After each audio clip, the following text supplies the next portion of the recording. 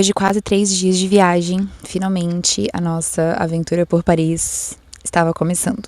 No sábado de manhã, depois de tomarmos café da manhã, o clássico, né? Croissant, café au lait, pegamos um metrô do bairro que a gente estava hospedado até a Catedral de Notre Dame.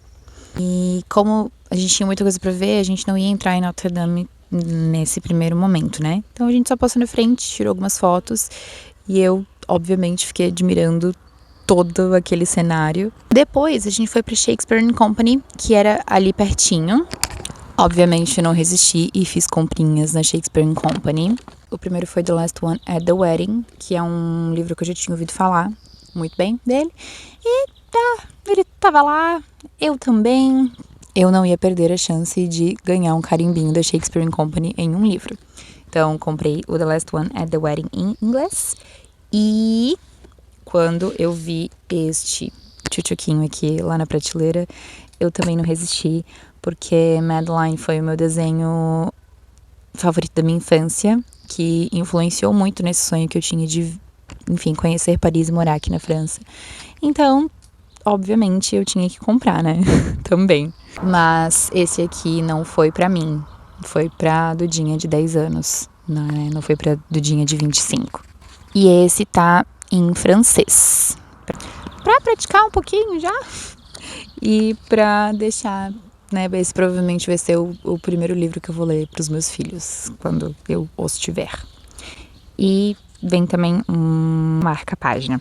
Saímos da Shakespeare & Company, fomos passeando ali pela beira do Rio Sena, que novamente é lindo, não tem uma coisa feia pra se ver naquela cidade. Tava muito quente naquele dia, né? Tava fazendo acho que 32 graus.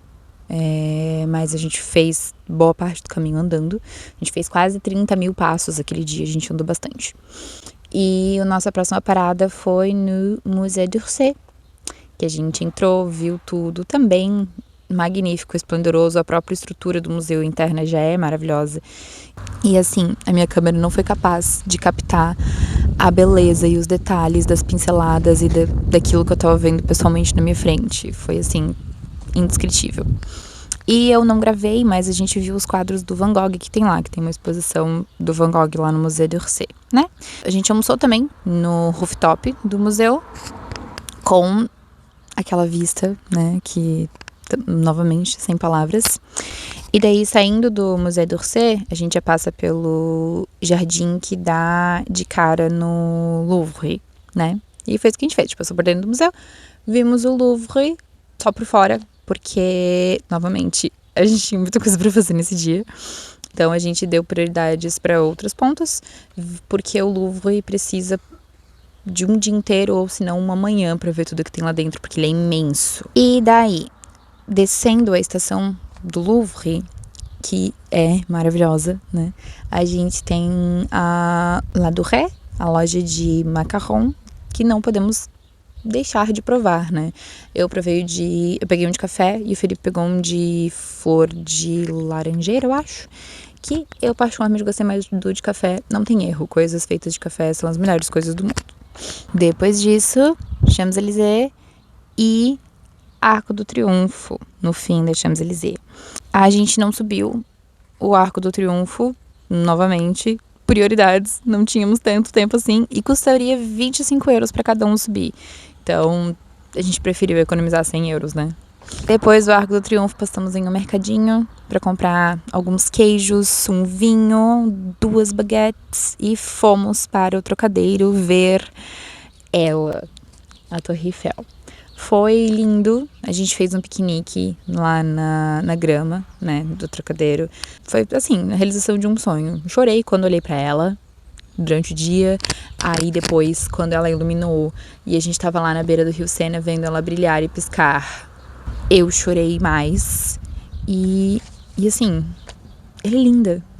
Ela lá, eu não consegui acreditar que ela tava lá na minha frente, linda, maravilhosa. E depois de ver todo o show de luzes dela, a gente pegou um metrô. A gente foi pra rua do Meia-Noite em Paris, sabe? Aquela escadinha que ele fica quando toca o sino e passa um carro pra buscar ele.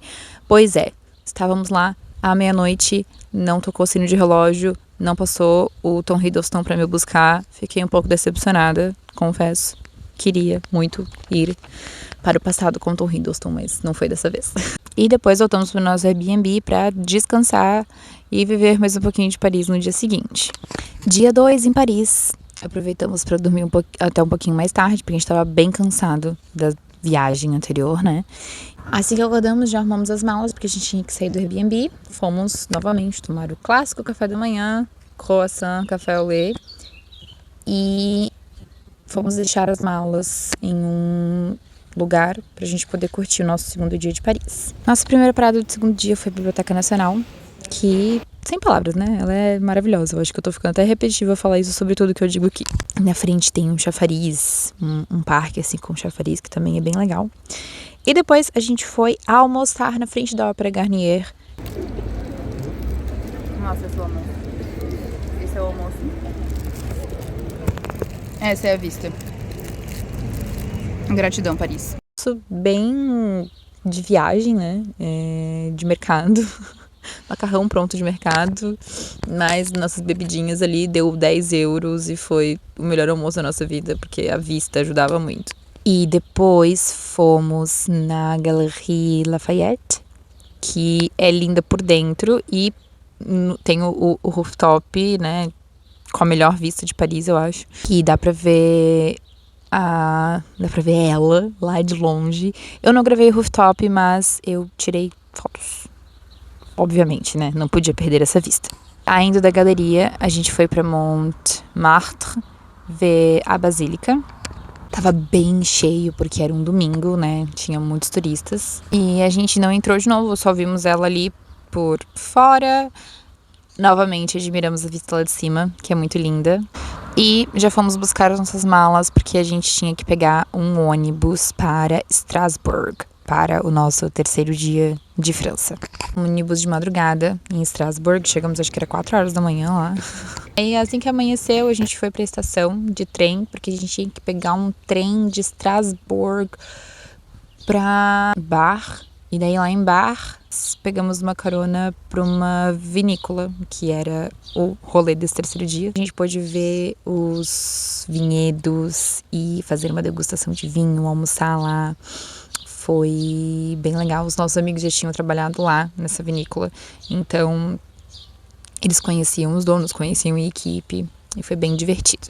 Dia 4 de França, fomos subir um morro, o pico de um morro que tem aqui por perto na região, que ele vai atravessando várias cidades assim, e subindo lá em cima tu pode ter uma visão bem legal da região assim, e descendo um pouquinho o morro, né, retornando para casa, a gente parou no Monumento Nacional, que foi feito em homenagem aos soldados que morreram na Primeira Guerra Mundial, de 1914 até 1918.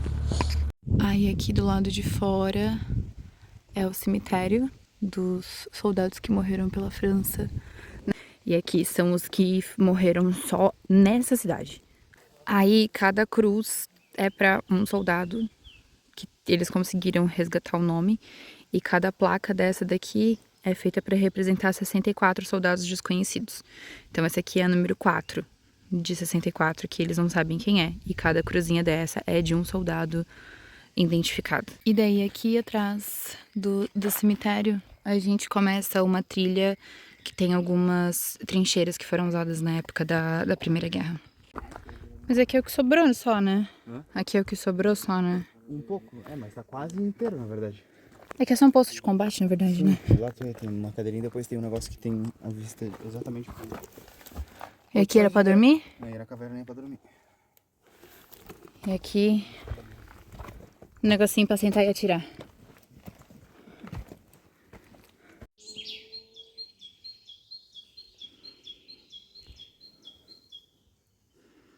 Toda cidade aqui dessa região praticamente tem um cemitério desse. Aí logo depois da visita nós retornamos para casa que estamos hospedados, porque era aniversário da nossa host. Então a gente aproveitou para comemorar com ela e arranhar o nosso francês com os nossos hosts e os convidados da festa. Já estou aqui no meu 5º dia de França.